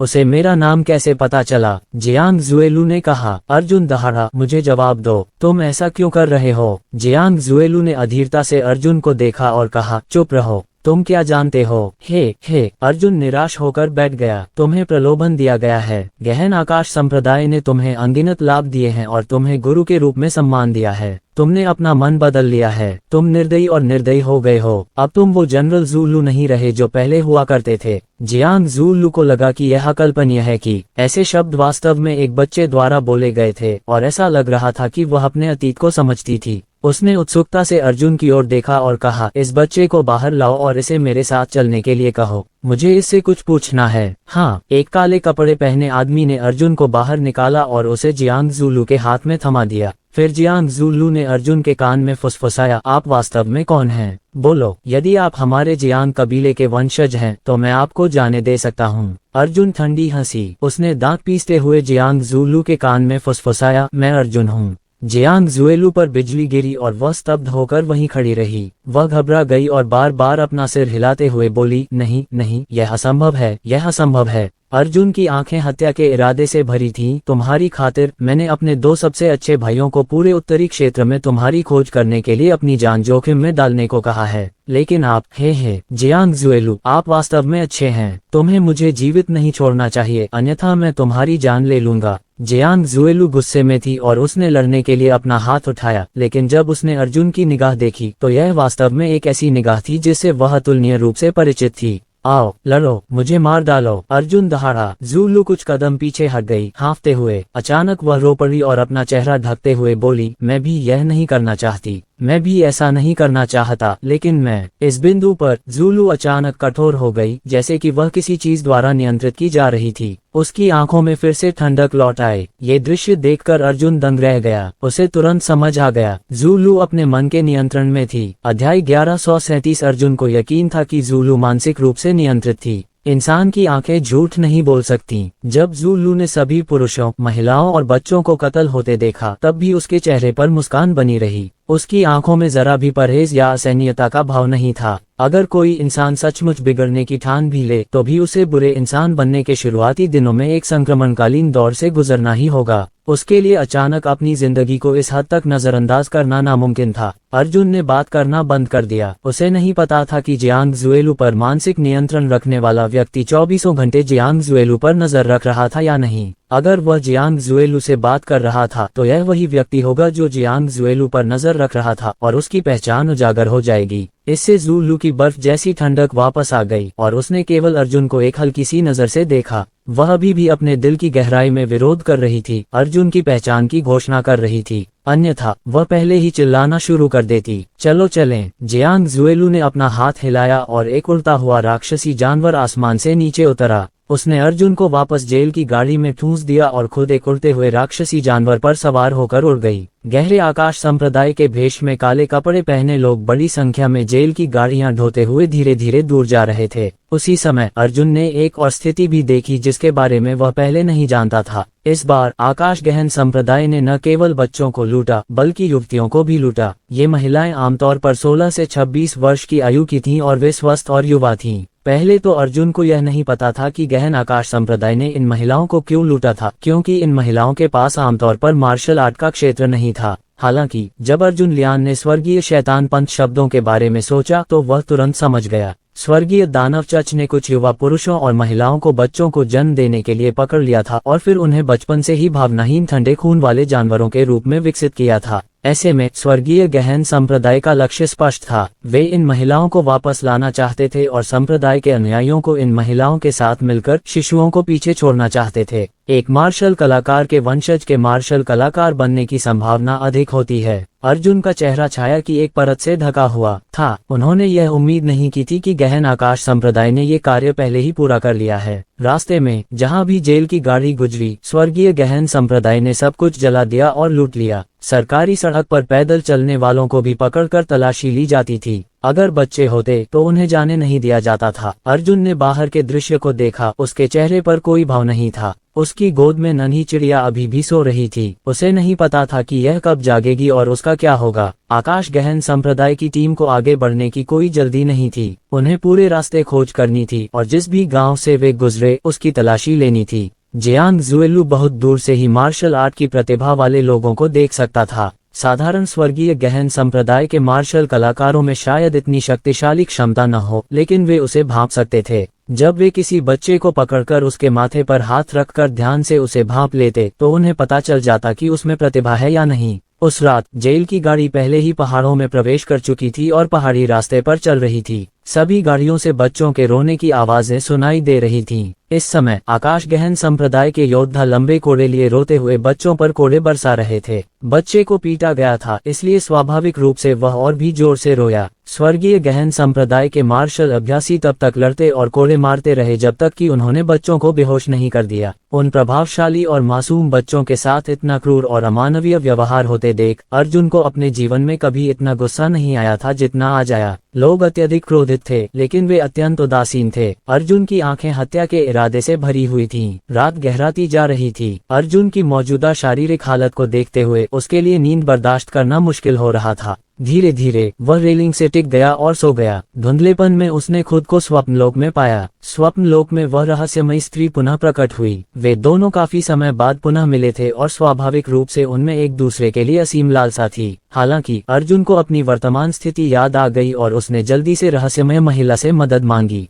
छोटा होने का विरोधाभास। रहस्यमयी महिला ने अर्जुन को उत्सुकता से देखा। क्या तुम्हारा असली शरीर छोटा हो गया है? हाँ, अर्जुन ने भौहें चढ़ाईं। महिला ने एक पल सोचा और कहा, इस तरह की जादुई तकनीक के लिए आवश्यक शर्तें बहुत सख्त हैं। जिस व्यक्ति पर जादू किया गया है उसे इसे स्वीकार करने के लिए तैयार होना चाहिए, तभी जादूगर की जादुई तकनीक सफल हो सकती है, वरना इस तरह का विरोधाभास अजेय होगा। चाहे आपका सामना किसी भी तरह के दुश्मन से हो, बस दुश्मन को एक बच्चे में बदल दें। अर्जुन ने कहा, मैं शायद इन सब का अनुमान लगा सकता हूँ, लेकिन मुझे नहीं पता कि मैं खुद को ठीक क्यों नहीं कर पा रहा हूँ। महिला ने एक क्षण सोचा, फिर अचानक आह भरते हुए कहा, इस बार आप सचमुच बड़ी मुसीबत में हैं। अर्जुन का दिल धड़क उठा और उसने गहरी आवाज में कहा, बस मुझे बताओ कि स्थिति कितनी खराब है, मैं मानसिक रूप से तैयार हूँ। महिला ने कहा, इस तरह का विरोधाभास लोगों को तरोताजा कर सकता है। दरअसल यह एक ऐसी प्रक्रिया है जो व्यक्ति के जीवन को पीछे धकेल देती है। इसका तात्पर्य उस व्यक्ति की जीवन शक्ति में उतार चढ़ाव से है जिसे कास्ट किया जा रहा है। यह एक जन्मजात विशेषता है। अगर मुझे सही से याद है तो 16 साल की उम्र तक तुम अर्जुन नहीं थी। अर्जुन का सिर घूम गया। वह मूर्ख नहीं था, बस ऐसे ही एक कीवर्ड का जिक्र करते ही उसे तुरंत कारण और प्रभाव समझ आ गया।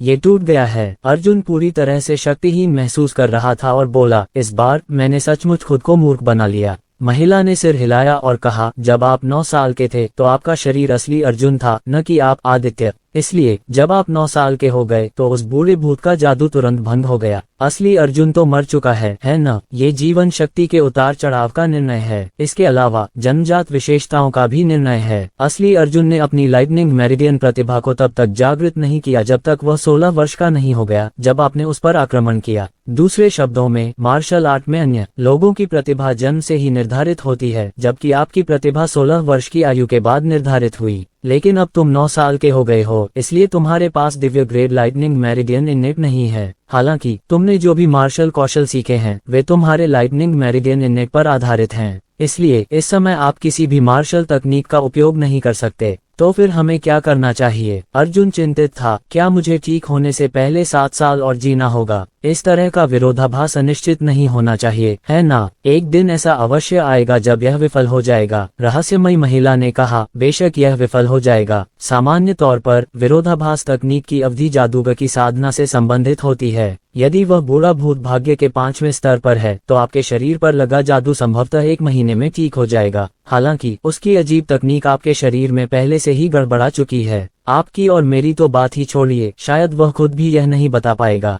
अध्याय 1138। अर्जुन को पता था कि इस बार उसने सचमुच खुद को पराजित कर लिया है। ठीक से सोचा नहीं, वाकई ये सोच समझकर नहीं किया गया था। असल में वह जवान होना चाहता था ताकि उसे गहन आकाश संप्रदाय को खोजने का मौका मिल सके। लेकिन अंत में ये तो फिर इसे हल करने का कोई रास्ता नहीं है। अर्जुन ने हार नहीं मानी। रहस्यमयी महिला ने एक पल सोचा और कहा, यह एक अनसुलझा रहस्य है। हमने पहले कभी ऐसी स्थिति का सामना नहीं किया है। आखिरकार अपने तीसरे जीवन में आप जैसा व्यक्ति वास्तव में अभूतपूर्व है। मैं आपको केवल एक मोटा मोटा अनुमान दे सकता हूँ, अर्थात आपको अपनी साधना को आगे बढ़ाने का कोई तरीका सोचना होगा। कैसे? अर्जुन ने कहा। महिला ने कहा, उदाहरण के लिए किसी तरह आप अचानक अपने एस्ट्रल क्यूई, आध्यात्मिक क्यूई आदि के साथ विस्फोट करते हैं। यह एक डूबे हुए व्यक्ति को बचाने जैसा है। जब तक आप उसकी हृदय गति और श्वास को तुरंत बहाल कर सकते हैं तब तक वह स्वयं जीवित रह सकेगा, सांस ले सकेगा और धड़कने में सक्षम हो सकेगा। लेकिन मुझे ठीक से पता नहीं है कि मुझे क्या करना है और मुझे नहीं पता कि मैं सफल हो पाऊंगा या नहीं। अर्जुन का दिल बेहद भारी था। धीरे धीरे आसमान जगमगा उठा और जेल की गाड़ियों की गति धीमी हो गई। अंततः वे जंगल के एक खुले मैदान में रुक गए। घने चौड़े पत्तों वाले जंगलों से घिरे इस स्थान पर कई तंबू और एक बहुत ही आकर्षक कड़ाही थी। कड़ाही बहुत बड़ी थी और उसके पास 2 व्यक्ति खड़े थे। उनमें से एक बूढ़ा आदमी था जिसके चेहरे पर उदासी छाई हुई थी। वह लकड़ी की तरह दुबला पतला था। उसके हाथ सूखे पेड़ की छाल जैसे थे और उसके शरीर से तीव्र ऊर्जा का प्रवाह हो रहा था।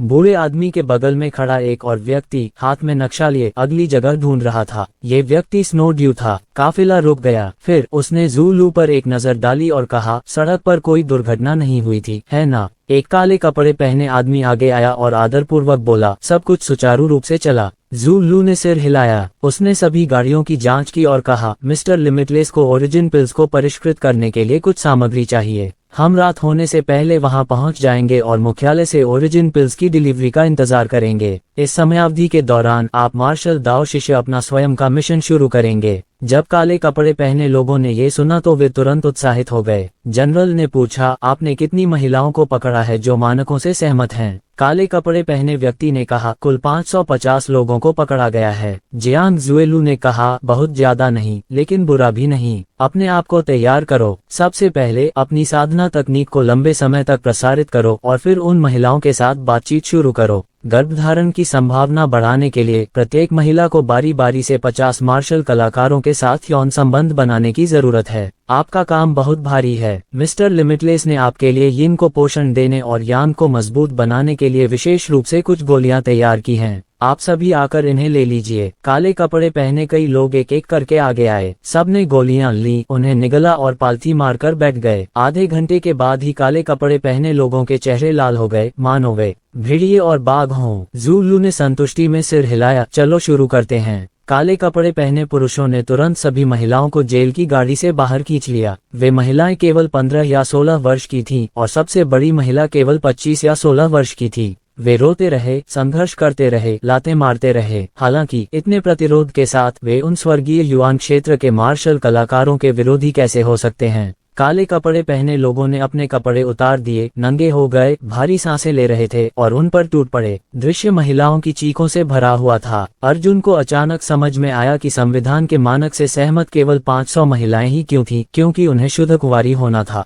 लेकिन यहाँ अभी भी बच्चे थे। हजारों बच्चे इस नश्वर संसार में हो रही त्रासदी को देखकर भयभीत और स्तब्ध थे। उनके मन बुरी तरह आहत थे। वास्तव में श्री लिमिटलेस ने कुछ काले कपड़े पहने पुरुषों को व्यक्तिगत रूप से ये भी बताया था कि गर्भधारण करने में आसानी के लिए उन्हें किस प्रकार की मुद्रा और विधि का उपयोग करना चाहिए। ये देखकर अर्जुन की आंखों से खून बहने लगा। ज़ूलू ने ठंडे स्वर में अपना सिर नीचे किया और नक्शे को देखती रही। वह अगला लक्ष्य क्षेत्र चुन रही थी। सुबह से दोपहर तक, दोपहर से शाम तक करुण क्रंदन उठता और गिरता रहा। महिलाएं इतनी जोर से रो रही थीं कि उनकी आवाज भारी हो गई थी। उनके नाखून जमीन पर टूट गए थे और उनके शरीर काले और बैंगनी हो गए थे। वे बेहोश हो गए, उन्हें वापस फेंक दिया गया। वे फिर से बेहोश हो गए, उन्हें वापस फेंक दिया गया। बच्चे भी साथ में रोए। पूरा जंगल नरक की तरह चीख उठा। जैसे ही रात हुई, एक राक्षसी जानवर आसमान में उड़ता हुआ आया। काले कपड़े पहने एक आदमी उसमें से नीचे उतरा और मिस्टर लिमिटलेस को सामान पहुंचाया। मिस्टर लिमिटलेस आखिरकार उत्साहित हो गए। उन्होंने गोलियों की भट्टी जला दी और खुश होकर बोले, अब हम गोलियों का शोधन शुरू कर सकते हैं।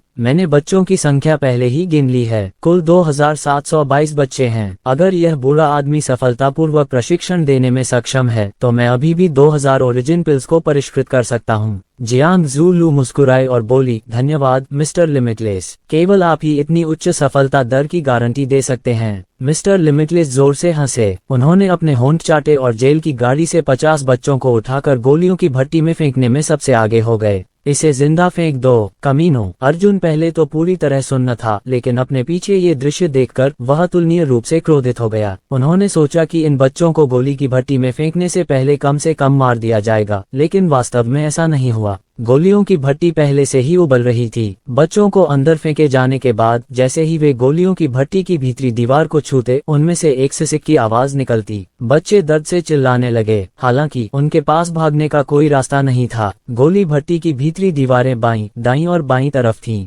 ये दृश्य बिल्कुल अकल्पनीय था। अर्जुन ने रेलिंग पर हाथ रखे और गुस्से से गालियां दी। उसने स्वर्गीय गहन संप्रदाय के दुष्टों को कोसने के लिए अपने जीवन की सबसे क्रूर भाषा का इस्तेमाल किया। मिस्टर लिमिटलेस को इतनी अधीरता से डांटा गया कि वह आगे बढ़े और अर्जुन को पकड़ना चाहते थे। ज़ूलू अचानक आगे बढ़ी, मिस्टर लिमिटलेस की कलाई पकड़ ली और कहा, ये बच्चा, अभ्यास करने के लिए अंत तक प्रतीक्षा करें। क्यों? मिस्टर लिमिटलेस हैरान थे। जियांग ज़ुएलू की अभिव्यक्ति ठंडी हो गई। मैंने कहा था आखिरी है। मिस्टर लिमिटलेस के चेहरे पर असंतोष की झलक दिखी, लेकिन उन्होंने जियांग ज़ुएलू के आदेशों की अवज्ञा करने की हिम्मत नहीं की। 7 छिद्रों वाली उत्कृष्ट जनरल ज़ूलू इस दुनिया में अकेली इंसान थीं। यहाँ तक कि बाई कबीले के लोग भी उन्हें बहुत महत्व देते थे। मिस्टर लिमिटलेस ने गहरी सांस ली और केवल अर्जुन के अपमान को सहन कर सकते थे और गोलियों को परिष्कृत करना जारी रख सकते थे। एक गड़गड़ाहट के साथ गोली भट्टी का ऊपरी हिस्सा बंद हो गया। आग की लपटें आसमान छू रही थीं और बच्चों की चीखें गोलियों की भट्टी के एयर इनलेट से आ रही थीं। ये सब इतना दिल दहला देने वाला और दिल दहला देने वाला था। इससे भी महत्वपूर्ण बात यह है कि मूल गोलियों की खेती के लिए बड़ी मात्रा में स्पिरिट जड़ी बूटियों की आवश्यकता होती थी। इन स्पिरिट जड़ी बूटियों को पूरक सामग्री के रूप में गोलियों की भट्टी में डाला जाता था और वे बच्चे इन्हें अवशोषित कर लेते थे। परिणामस्वरूप उनका जीवित रहना लंबा हो जाता था। मूलतः साधारण लोग गोलियों की भट्टी में 10 सेकंड भी जीवित नहीं रह पाते थे, लेकिन अब उन्हें पूरे 5 मिनट तक यातना सहनी पड़ती थी। अर्जुन की मुट्ठियां कसकर बंद थीं और उसके हाथ की हथेली से नाखूनों से खून बह रहा था। इसी समय अचानक आकाश से एक लंबी हंसी की आवाज आई। स्वर्गीय गहन संप्रदाय, तो आप एक असहनीय व्यक्ति हैं। हा हा हा, दक्षिणी डोमेन कुत्ता, आप वास्तव में एक कुत्ते होने के योग्य हैं। यह आवाज सुनकर अर्जुन का पूरा दिल आशा से भर गया। ये लॉन्ग जिंग युन की आवाज थी। स्टार गिल्ड की अतिरिक्त टुकड़ियां आ चुकी थीं। बेशक उन्होंने इस जगह पर हार नहीं मानी, बल्कि फिर से विशेषज्ञ भेजे। अध्याय 1139। लेकिन फिर अर्जुन इसे समझ नहीं सका।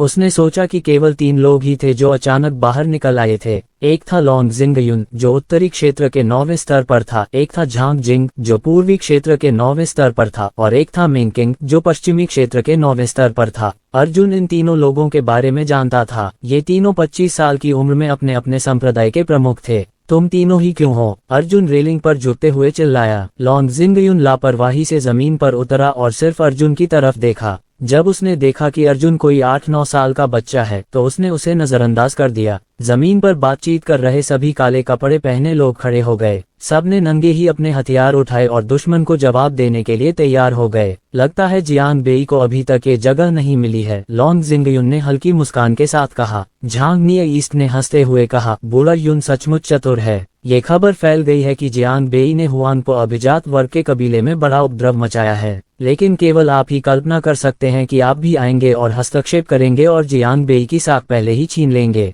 मेन किंग ने एक तहदार पंखा निकाला और उसे धीरे से थपथपाया। चलो जियांग बेई के सामने स्वर्गीय गहन संप्रदाय के दक्षिणी क्षेत्र के कुत्तों का वध कर देते हैं, फिर श्रेय हमारा होगा। हाँ, मैं देखूंगा कि जियांग बेई हमारे सामने कैसे पागल हो सकती है। ये सुनकर अर्जुन चिंतित हो गया। पता चला कि ये 3 लोग स्टार गिल्ड द्वारा नहीं भेजे गए थे, बल्कि वे उसका क्रेडिट लूटने के लिए दौड़े थे। उस स्थिति में क्या वास्तव में वे केवल 3 ही थे? खैर, कुछ न होने से तो अच्छा ही था। कम से कम ये 3 लोग तो आम इंसान नहीं थे। अगर ये वाकई बाकी बच्चों और औरतों को बचा सके तो उनके सामने सिर झुकाकर भी कुछ नहीं होगा। तुम सचमुच हार मानने को तैयार नहीं हो? जियांग जुएलू ने लॉन्ग जिंग युन पर व्यंग्य किया। क्या पिछली बार हमारे हाथों तुमने बहुत कुछ सहा और अब भी पश्चाताप करना नहीं जानते? लॉन्ग जिंग युन मुस्कुराया और कहा, हमारे गोल्डन लायंस की तुलना स्काई ईगल्स के कचरे से मत करो। इसीलिए आप असाधारण सुंदरता वाली महिला हैं। आप दक्षिणी डोमेन के कुत्ते के साथ कैसे रह सकती हैं? आप हमारे साथ स्टार गिल्ड में वापस क्यों नहीं आती? जियांग जुएलू ने हंसते हुए कुछ कदम पीछे हटे हुए कहा, जाओ।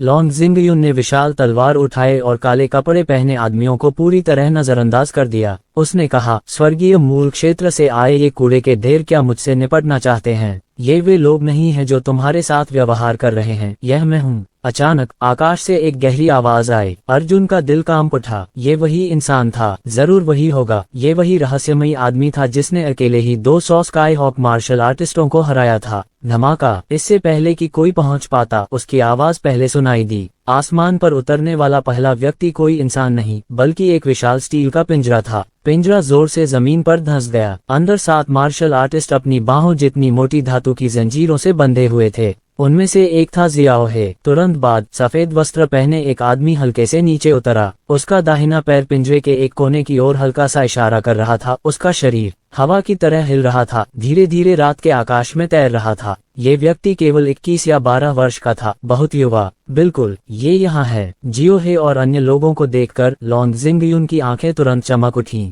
सफेद वस्त्र पहने आदमी ने अपने पैर की उंगलियों से पिंजरे की ओर इशारा किया और अहंकार से कहा, सब लोग यहाँ हैं। यदि आप मुझे हरा सकते हैं तो आप बंधकों को अपने साथ ले जा सकते हैं। लॉन्ग जिंग युन जोर से हंसा। बड़े बाघ को आखिरकार बाहर निकाल लिया गया है। आप स्वर्ग स्काया स्टेज के केवल 9वें स्तर पर हैं और आप केवल एक व्यक्ति हैं। हम 3 हैं। पूर्व के निकट मेन क्विंग, हमला करो, जल्दी करो। इस लॉन्ग जिंग युन का दिमाग बहुत तेज था। उसे पता था कि लड़ाई जल्दी खत्म हो जाएगी और उसे ये भी पता था कि आगे कई रातें सपनों में बीतेंगी। हालांकि सफेद वस्त्रधारी व्यक्ति को इसकी जरा भी परवाह नहीं थी और वह मुस्कुराता रहा। मुझे तुम तीनों की पहचान बिल्कुल साफ पता है। लॉन्ग जिंगयुन ने अपनी तलवार पकड़ी और चिल्लाया, डार्क नॉर्थ वांडरिंग टाइगर। हालांकि जब उसने अपने शरीर में उमड़ती हुई आभा को देखा तो उसके शरीर के चारों ओर आभा की किस्में फूट पड़ी तथा आभा वायु ब्लेड के घने क्षेत्र में फैल गईं। जहां तक डिपर क्यूई पवन ब्लेडों का प्रश्न है, वे जंगल में बाघ के दहाड़ने की तेज आवाज के साथ फूट पड़े। लॉन्ग जिंगयुन का आकार हवा जैसा था। एक लंबी तलवार ने सफेद वस्त्रधारी व्यक्ति को 3 तेज हवाओं के साथ भेद दिया।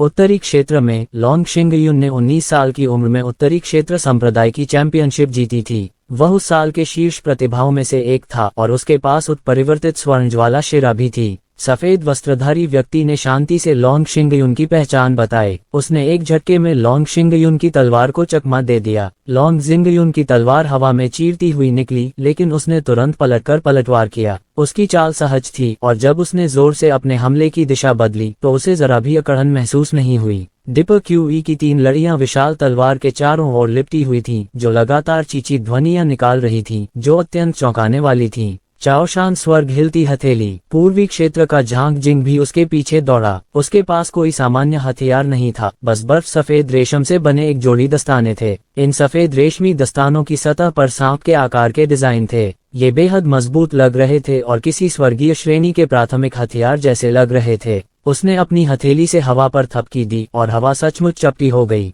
हवा तुरंत एक एयर डिस्क में संपीड़ित हो गई, जिससे पेन का विस्फोट हो गया। उसके कदम बादलों की तरह थे, अजीब तरह से एक दूसरे से टकरा रहे थे। ये तय नहीं कर पा रहे थे कि अब आगे कहाँ जाएंगे। निकट पूर्व में रहने वाले 2 लोग सफेद वस्त्र पहने व्यक्ति के सामने आए और बार बार ताली बजाए। जैसे ही सफेद वस्त्रधारी व्यक्ति ने चकमा दिया, उसने कहा, पूर्वी क्षेत्र के झांग जिंग ने 19 वर्ष की आयु में संप्रदाय की चैंपियनशिप जीती थी। उसका स्वर्ग हिलाने वाला मध्य श्रेणी का चाओशान स्वर्ग हिलाने वाला पाम किसी वस्तु की सतह को भेद सकता है और सीधे उसके अंदरूनी हिस्से को चकनाचूर कर सकता है। पेंग। झांग जिंग की हथेली खाली हो गई और पेड़ के तने पर जा गिरी। पेड़ का तना स्थिर रहा, लेकिन हवा के एक झोंके ने विशाल पेड़ को सिकाडा के पंख की तरह उड़ा दिया। पेड़ का तना उड़ जाने के बाद पेड़ के तने में मौजूद हर चीज नीचे गिर गई और वह वास्तव में पाउडर बन गई। पता चला कि विशालकाय वृक्ष की तस्वीर लेने के बाद उसके पीछे केवल त्वचा की एक पतली परत ही बची थी, जो बहुत पहले ही चूर्ण विखंडित हो चुकी थी। हा हा हा हा। मेन क्विंग जोर से हंसा और एक बैंगनी सुनहरी लौकी निकाली। उसने अजीब सी शराब का एक घूंट अपने मुंह में डाला और चिल्लाया, तीनों समुद्र उसके पेट में समा गए हैं। ये तो पता नहीं था कि इस शराब को कैसे परिष्कृत किया गया था, लेकिन मेन किंग द्वारा शराब गटकने के बाद अर्जुन ने मेन किंग के शरीर के माध्यम से उसके मुंह में लाल शराब की ज्वाला को चमकते हुए देखा।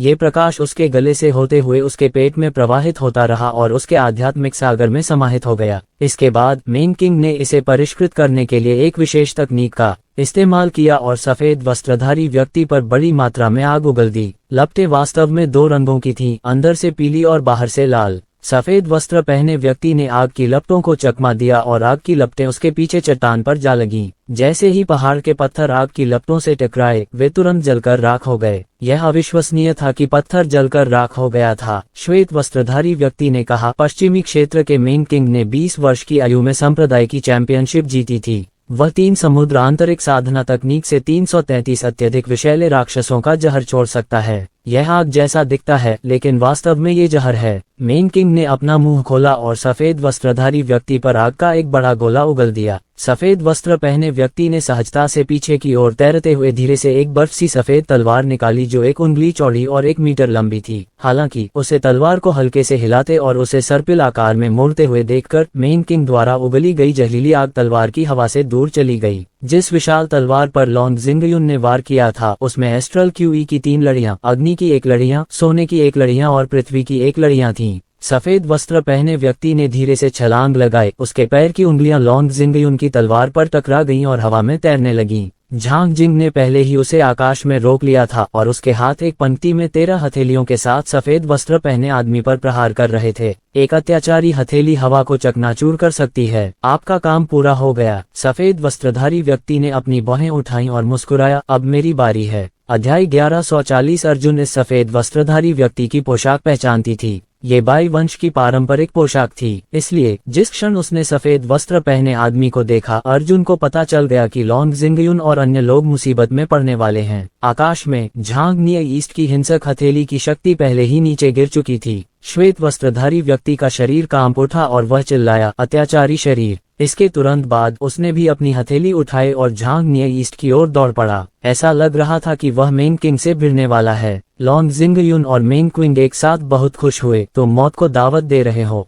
हम दोनों भी निकट पूर्व से टकराने की हिम्मत नहीं करते। इस बार उसका दक्षिणी डोमेन कुत्ता निस्संदेह मर जाएगा। पेंग, दोनों हथेलियां मिल गईं। सफेद वस्त्रधारी उस आदमी के एक हथेली के प्रहार से पूरा निकट पूर्व भाग गया। जैसे ही वह पीछे की ओर उड़ा, उसकी खांसी से खून निकला। ऐसा नहीं हो सकता। लॉन्ग जिंगयुन और मेन क्विंग दोनों दंग रह गए। झांग नियर ईस्ट ने चाओशान हेवन शेकिंग पाम का इस्तेमाल किया। यह एक मार्शल स्किल थी। हालांकि सफेद वस्त्रधारी व्यक्ति ने कोई युद्ध कौशल नहीं दिखाया। उसने बस हवा में ही झांग जिंग से भिड़ंत कर दी। क्या एक साधारण हथेली का प्रहार किसी मार्शल कौशल या हथेली तकनीक को विफल कर सकता है? ज़ुलू, जल्दी करो और यहाँ आओ। अर्जुन ने जेल की गाड़ी में जियांग ज़ुएलू की ओर हाथ हिलाया और फुसफुसाया। जब जियांग ज़ुएलू ने अर्जुन को देखा तो उसकी आंखों में संघर्ष की झलक दिखाई दी। अर्जुन ने अपना मुंह हिलाया और फुसफुसाया, पूर्वी क्षेत्र का जनरल हवेली, निर्वासन द्वीप, मौत की आंख, मार्शल गॉड टॉवर। अर्जुन ने ये कीवर्ड पढ़े। इससे ज़ुलू का शरीर कांपने लगा और वह तेजी से अर्जुन के सामने चली गई। उसकी आंखों में ऐसा लग रहा था मानो दो तरह की चेतनाएं एक दूसरे से लड़ रही हों, एक दूसरे को निगल जाना चाहती हों।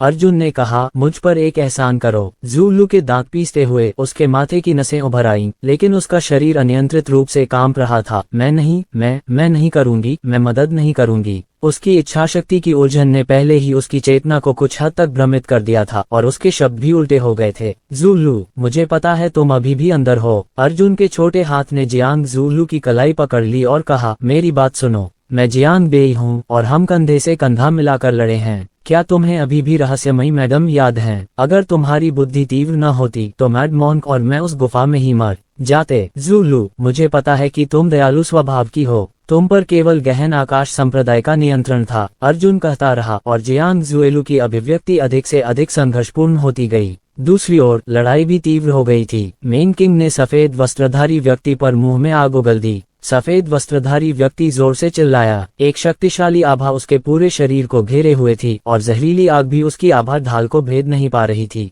लॉन्ग जिंगयुन दौड़ा और सफेद वस्त्रधारी आदमी पर 3 बार वार किया। स्वर्णिम ज्वाला मेरिडियन के गुणों ने उसकी लपटों को अतुलनीय रूप से शक्तिशाली बना दिया था। जब उसकी लपटें श्वेत वस्त्रधारी व्यक्ति के शरीर से टकराती तो वास्तव में लपटों की एक ऐसी भिनभिनाहट भरी ध्वनि निकलती थी जो अवांछनीय थी। हालांकि सफेद वस्त्र पहने व्यक्ति को कोई नुकसान नहीं हुआ। अधिक मजबूत, इस व्यक्ति का अत्याचारी शरीर अनुचित रूप से मजबूत था। वह उस श्वेत वस्त्रधारी व्यक्ति के अत्याचारी शरीर से कहीं अधिक शक्तिशाली था जिसे अर्जुन ने निर्वासन द्वीप पर मार डाला था। जब अर्जुन ने ये देखा तो उसका दिमाग घूम गया और वह तुरंत समझ गया। द्वीप पर उसने जिस सफेद वस्त्रधारी व्यक्ति को मारा था वह बाई कबीले का एक जनरल था और यह युवा सफेद वस्त्रधारी व्यक्ति निश्चित रूप से बाई कबीले का सदस्य था। वह और मैं रिश्तेदार हैं। अर्जुन ने दोनों हाथों से रेलिंग पकड़ ली और महसूस किया कि आकाश घूम रहा है। खून। बचपन से ही अनाथ रहे अर्जुन को जिंदगी में सबसे ज्यादा अपने ही सगे संबंधियों को देखने की चाहत थी। भले ही उसकी मौत हो जाए, लेकिन मरने से पहले वह अपने सगे संबंधियों को देखना चाहता था। हालांकि जैसे जैसे गहन आकाश संप्रदाय और बाई कबीले ने बुराई करना जारी रखा, यह इच्छा धीरे धीरे घृणा में बदल गई। अर्जुन को उसकी इतनी याद आई कि अनगिनत रक्त संबंधी रिश्तेदार जिनकी उसने सपनों में आशा की थी, वास्तव में आज प्रकट हो गए थे। लॉन्ग जिंगयुन ने अपनी तलवार सफेद वस्त्रधारी व्यक्ति की ओर बढ़ा दी। सफेद वस्त्रधारी आदमी मुस्कुराया। उसने अपना दाहिना हाथ बढ़ाया और लॉन्ग जिंगयुन की तलवार पर अपनी तर्जनी उंगली फिराई।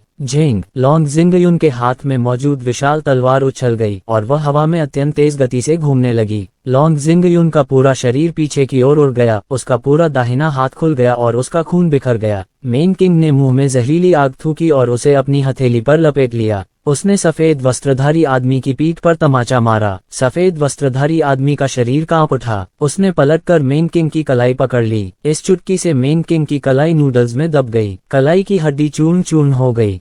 मेन किंग बुरी तरह चिल्लाया। सफेद वस्त्रधारी व्यक्ति ने मेन किंग के घुटने पर लात मारी, जिससे उसका पूरा पैर विपरीत दिशा में टूट गया। चाओशान स्वर्ग हिलती हथेली, आकाश बिखरने वाली शैली। झांग जिंग आसमान में ऊंचा उछला, उसके हाथ गोलाकार थे और हवा की अनगिनत धाराएं उसकी हथेली पर आकर एक विशालकाय चांदी का हाथ बन गईं जो 100 मीटर से भी ज्यादा लंबा था। झांग निये ईस्ट नीचे झपटा और विशाल चांदी का हाथ सफेद वस्त्रधारी आदमी की ओर झपटा। उसकी हथेली गिरने से पहले ही उसके दबाव का असर पूरे जंगल में महसूस किया जा सकता था। दबाव से सारे पेड़ चूर चूर हो गए। सफेद वस्त्रधारी आदमी मुस्कुराया, वह नीचे झुका और बोला, अत्याचारी शरीर, तेजधार वाला। पलक झपकते ही सफेद वस्त्रधारी वह आदमी फुसफुसाते हुए आसमान में दौड़ गया। उसने सचमुच अपने शरीर से चांदी की हथेली को भेद दिया और झांग जिंग की तरफ तेजी से बढ़ा। तुम? झांग जिंग की आत्मा को गहरा सदमा लगा। सफेद वस्त्रधारी व्यक्ति ने अपना दाहिना हाथ बढ़ाया और हल्के से निकट पूर्व के कंधे पर झटका दिया। नीचे उतरो। गोली लगने से झांग नियर ईस्ट का पूरा दाहिना कंधा टूट गया। एक झटके के साथ वह जमीन पर गिरा और 100 मीटर व्यास वाले गड्ढे में जा गिरा। Dark north roaming tiger, heaven हिलती तलवार। लॉन्ग जिंगयुन ने अपनी विशाल तलवार को ऊपर उठाया और आकाश को ढकने वाला एक बाघ का सिर अचानक रात के आकाश में दिखाई दिया। हालांकि जैसे ही बाघ का सिर प्रकट हुआ, वह पागलों की तरह सिकुड़ गया और तुरंत ही विशाल तलवार द्वारा अवशोषित कर लिया गया। विशाल तलवार से चमकदार सुनहरी रोशनी निकलती थी, जिससे पूरा रात्रि आकाश दिन की तरह जगमगा उठता था। हे, ये तलवार का वार बहुत दिलचस्प है। सफेद वस्त्रधारी आदमी को अंततः दिलचस्पी हुई। लॉन्ग जिंगयुन ने अपने हाथ में सुनहरी तलवार पकड़ी और सफेद वस्त्रधारी व्यक्ति पर भयंकर वार किया। श्वेत वस्त्रधारी व्यक्ति का बायां पैर धनुष की तरह चला, उसका दायां पैर धनुष की तरह चला। उसके पैर घोड़े के कदमों में धंसे हुए थे, उसके हाथ क्षैतिज रूप से फैले हुए थे और वह चिल्लाया, सर्वोच्च अधिपति शरीर। बस एक अतुलनीय रूप से मोटी डिपक्यू शील्ड ने सफेद वस्त्रधारी व्यक्ति के शरीर की सतह को ढक रखा था। लॉन्ग जिंगयुन की सुनहरी तलवार ने सफेद वस्त्रधारी व्यक्ति के शरीर पर जोरदार प्रहार किया। इस क्षण हवा और बादलों ने रंग बदल दिया और लपटें 9 स्वर्गों तक बढ़ गईं। सफेद वस्त्रधारी व्यक्ति की मुद्रा में जरा भी परिवर्तन नहीं हुआ, लेकिन उसके पैर जमीन पर 2-3 मीटर पीछे हो गए। लॉन्ग जिंगयुन की तलवार के वार से वह उड़ गया। उसके अंदरूनी अंगों में चाकू जैसा दर्द महसूस हुआ और उसके मुंह और कानों से लाल खून बहने लगा। सफेद वस्त्र पहने व्यक्ति ने अपने शरीर से धूल झाड़ दी और हल्की मुस्कान के साथ लॉन्ग जिंगयुन और अन्य लोगों की ओर देखा। लॉन्ग जिंगयुन और अन्य लोग एक दूसरे का सहारा लेते हुए जमीन से ऊपर चढ़ रहे थे। उनके चेहरे सदमे से भरे हुए थे। आप वास्तव में कौन हैं? लॉन्ग जिंगयुन ने गुस्से से कहा। सफेद वस्त्रधारी व्यक्ति बेरोक टोक मुस्कुराया, बाई कबीले, बाई बुडाओ। लॉन्ग जिंगयुन और बाकी लोग एक दूसरे को डर से देखने लगे। मैंने पहले कभी ऐसे किसी इंसान के बारे में नहीं सुना, लॉन्ग जिंगयुन ने कहा। बाई बुडाओ ने हंसते हुए कहा, स्वाभाविक रूप से आप और मैं एक ही दुनिया से नहीं हैं। क्या? वे तीनों चौंक गए। बाई बुडाओ ने अपना सिर हिलाया। वास्तव में मैं बहुत निराश हूँ, क्योंकि मैं आपका इंतजार नहीं कर रहा हूँ।